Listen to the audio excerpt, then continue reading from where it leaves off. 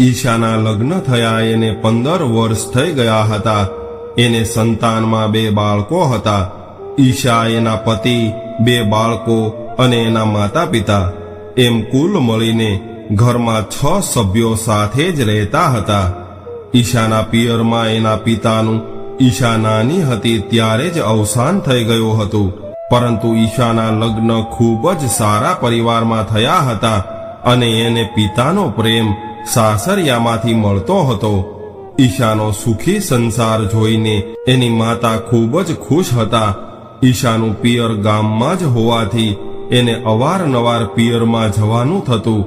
પરંતુ બાળકોની સ્કૂલ અને બીજા કામોના કારણે પિયરમાં રોકાવા માટે તો માત્ર વેકેશનમાં જ આવતી હતી, જેનાથી બાળકોનો અભ્યાસ ન બગડે.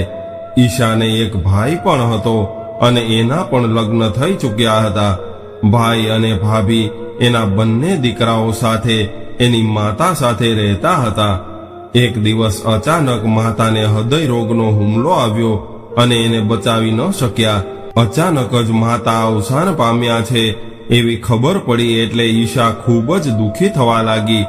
અને એટલા જ દુઃખી એના ભાઈ અને ભાભી પણ હતા, કારણ કે એના ઉપરથી પણ માતાનો છાંયો જતો રહ્યો હતો.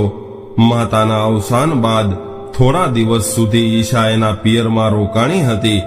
પરંતુ બધી જ વિધિ વગેરે પૂરી થયા બાદ થોડા દિવસોનું રોકાણ કરીને ફરી પાછી પોતાના ઘરે આવી ચૂકી હતી. અને એવું કહેવાય છે કે દીકરી માટે એનું પિયર તો માં સાથે જોડાયેલું હોય છે. માતા વગર પિયરનું ઘર દીકરીને જરા પણ અનુકૂળ નથી આવતું. અને ઈશા પણ આવું જ માનતી હતી.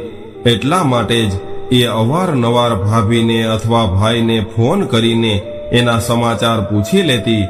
પરંતુ હવે ઈશાએ 15 દિવસે અથવા મહિને એક વખત પિયરમાં આંટો મારવા જતી એ બધું બંધ કર્યું હતું. જોત જોતામાં વેકેશનનો સમય આવી ગયો. માતાને ગયા એને હજુ 3 મહિના પણ થયા નહોતા. વેકેશનનો સમય નજીક આવે એટલે તરત જ ઈશાને એની માતા ફોન કરીને પિયરમાં રોકાવા માટે બોલાવી લેતા. અને ઈશા પણ માતાના કહેવાથી થોડા દિવસ પિયરમાં રોકાવા માટે ચાલી જતી. પરંતુ આ વખતે ઈશાએ એના પિયરમાં રોકાવા જવા વિશે હજુ કંઈ નક્કી નહોતું કર્યું. એને તો એવું જ લાગતું હતું કે આ વખતે લગભગ કોઈનો ફોન નહીં આવે, કારણ કે મારી માતા તો આ દુનિયા છોડીને જતા રહ્યા છે. પરંતુ થોડા દિવસ બાદ આ વખતે પણ ભાભીનો ફોન આવ્યો અને ભાભીએ એવું આમંત્રણ આપ્યું કે ઈશાબેન, તમે વેકેશનમાં અહીંયા અમારા ઘરે રોકાવા માટે આવતા રહેજો.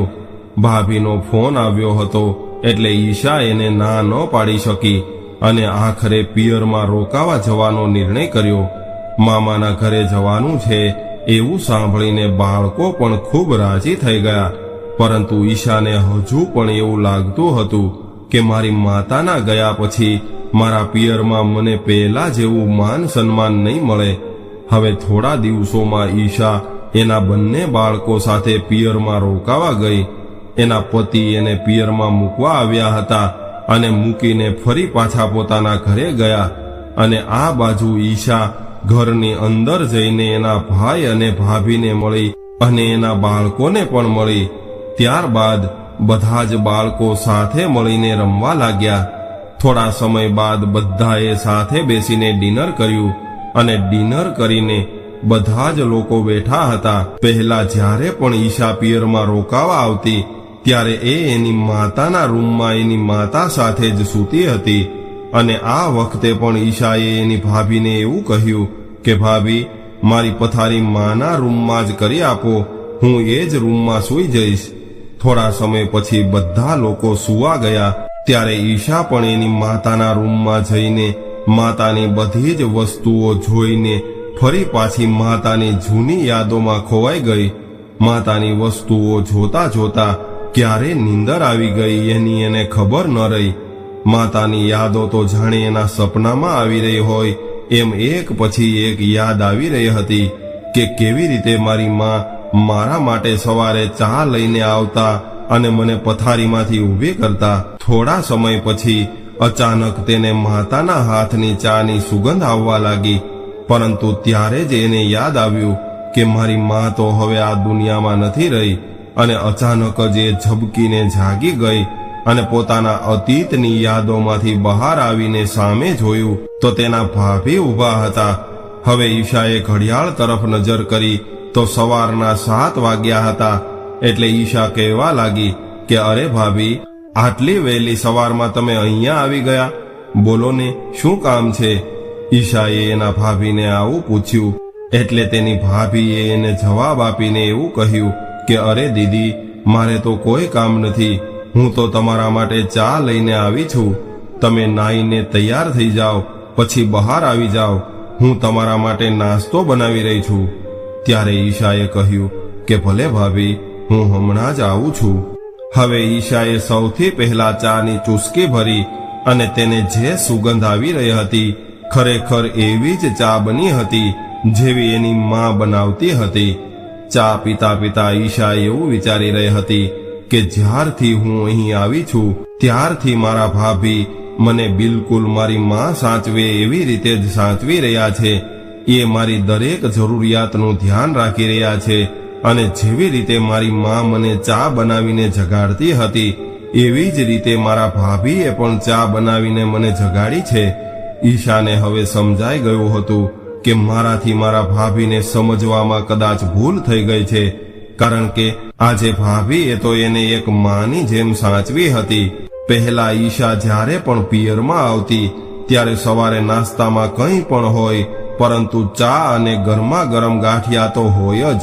હવે ઈશા ચા પીને ફ્રેશ થઈને જ્યારે બહાર આવી ત્યાં તો નાસ્તાની સાથે ગાંઠિયાની સુગંધ પણ આવી રહી હતી. આજે ઈશા ખરેખર આ બધું જોઈને વિચારમાં પડી ગઈ હતી કે જે લોકો એવું કહે છે કે માતાના ગયા પછી દીકરી માટે એનું પિયર પહેલા જેવું નથી રહેતું, પરંતુ હકીકતમાં એ ખોટું છે. મારું પિયર તો માતાના ગયા પછી પણ પહેલા જેવું છે જેવું મારી માતાની હયાતીમાં હતું. આવું બધું જોઈને ઈશા અત્યંત ખુશ થઈ ગઈ અને તરત જ તેના મનમાં એક વિચાર આવ્યો અને નાસ્તો કરવાની જગ્યાએ એ અંદર રસોડામાં ગઈ અને રસોડામાં જઈને બોલી ઉઠી કે ભાભીમાં, તમે બહાર નાસ્તો કરવા બેસો. આજે તમારા માટે હું નાસ્તો બનાવું છું. અત્યાર સુધી ઈશાએ એના ભાભીને ભાભી કહીને જ બોલાવ્યા હતા, પરંતુ આજે આવું નવું સંબોધન જોઈને એના ભાભી પણ આશ્ચર્યચકિત થઈ ગયા અને ઈશા સામે જોવા લાગ્યા. ત્યારે ઈશાને હસતી જોઈને એના ભાભી પણ હસવા લાગ્યા અને થોડી વાર બાદ ઈશાના ભાભીએ જવાબ આપીને એવું કહ્યું કે ભલે બેટા, આજે હું તમે કહો એમ કરું છું. હવે ઈશાને પણ એક નવું સંબોધન સાંભળવા મળ્યું હતું, એટલે બંને નણંદ ભાભી સાથે જ હસવા લાગ્યા. અને માતાના ગયા પછી ઈશાના દિલમાં એક ખાલીપો હતો. એ ખાલીપો આજે એના ભાભીમાં એ ભરી દીધો હતો. તો મિત્રો, આજની કહાની તમને કેવી લાગી કોમેન્ટ કરીને જરૂર જણાવજો, અને પસંદ આવી હોય તો વિડીયોને લાઈક, શેર અને નવા હોય તો ચેનલને સબસ્ક્રાઇબ જરૂરથી કરજો. હર હર મહાદેવ.